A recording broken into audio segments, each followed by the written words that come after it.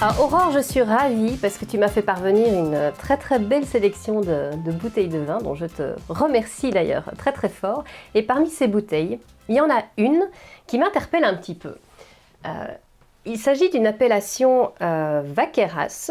Alors, Vaqueyras, si je ne m'abuse, c'est un petit village dans le Vaucluse qui est au pied des chaînes de montagne, les Dentelles de Montmirail, donc cette fameuse chaîne dentelée, très reconnaissable.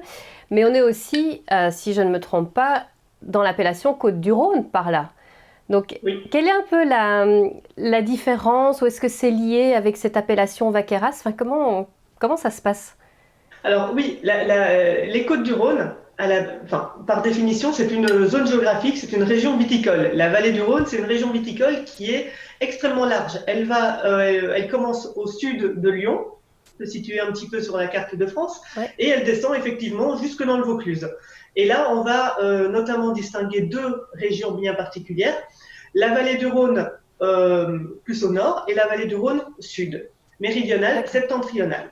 Nous, on va être vraiment au sud de toute la vallée du Rhône, donc on se rapproche déjà un petit peu de la Provence. On a des climats qui sont déjà un petit peu plus chauds aussi.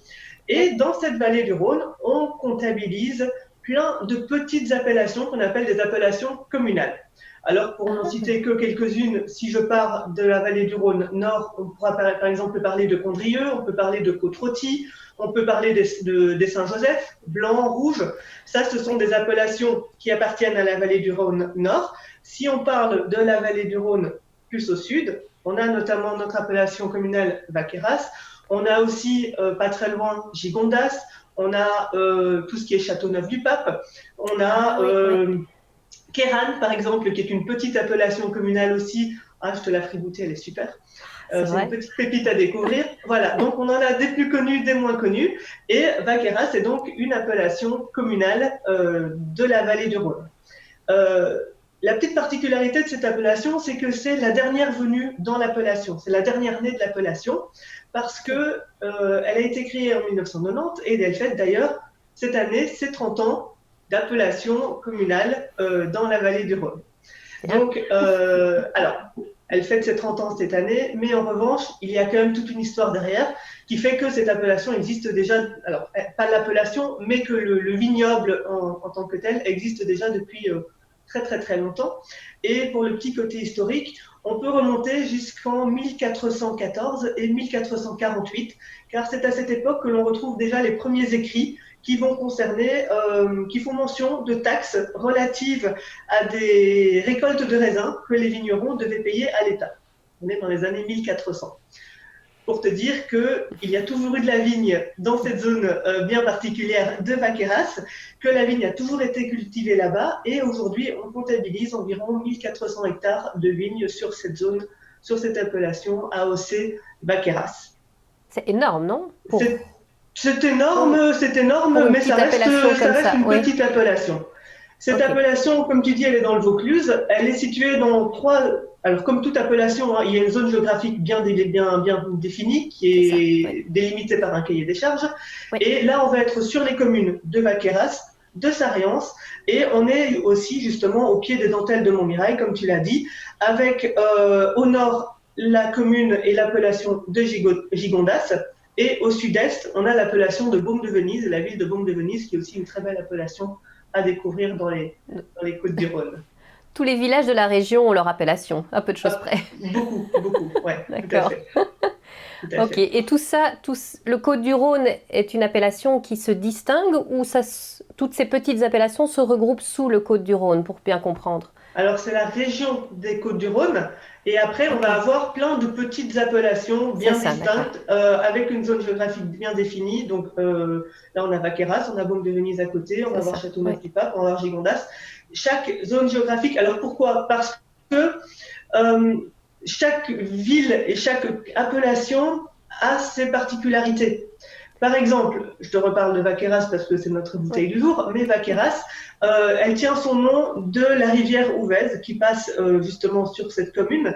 Et cette rivière, elle a pour habitude de déposer et d'amener des cailloux roulés, ce qui va donner justement une typicité bien particulière au sol. Et en fait, C'est chaque ça. appellation, même si elles sont proches et côte à côte, vont avoir des sols différents, vont avoir peut-être une altitude différente, une exposition différente au soleil, ce qui fait que même si on a deux communes qui sont voisines, on n'aura pas le même Pas le même, résultat au c'est ça. final, même si on plante aussi les mêmes cépages, hein, parce qu'on a des cépages qui sont communs bien évidemment à toute la vallée du Rhône, mais chaque commune aura vraiment ses particularités. Donc là, on a cette rivière qui dépose notamment tous ces galets roulés. Les autres particularités du sol sur Vaqueras, c'est que l'on va avoir beaucoup donc, de galets, on va avoir beaucoup de sable, on va avoir du grès, on va avoir des marnes, et puis on va avoir des petits cailloux aussi, hein, beaucoup de petits cailloux. Donc un sol très caillouteux, un sol très sec, mais qui va permettre justement aux racines de descendre très très profondément pour aller chercher tous les éléments nutritifs et tout ce dont elle a besoin. Et au niveau arôme, qu'est-ce qu'on va retrouver dans cette appellation? Alors, d'un point de vue arôme, là, les arômes vont surtout venir des cépages, hein. On a Oui. deux cépages qui sont propres à Vaqueras et que l'on va retrouver un peu dans toute la vallée du Rhône. Là, le cépage majoritaire, le cépage phare de Vaqueras, ça va être le grenache noir. Le grenache, ça va apporter des arômes de fruits rouges, de fruits de cerises, de mûres, de fraises, de framboises. Ça, c'est le cépage majoritaire. Il doit représenter minimum 50% de l'encépagement de l'appellation. À côté de cela, on va retrouver de la syrah et du mourvèdre. La syrah, là, on va être plus sur des fruits un petit peu plus confiturés, un petit peu plus noirs, de la cerise noire, de la mûre écrasée, des choses comme ça. Et le mourvèdre, lui, va apporter justement un peu de structure, un peu plus de charpente, et il a un côté très tannique aussi, et qui va justement donner aussi un bon potentiel de garde à nos vins. La syrah et le mourvèdre, eux, doivent représenter minimum 20% de l'encépagement de l'appellation.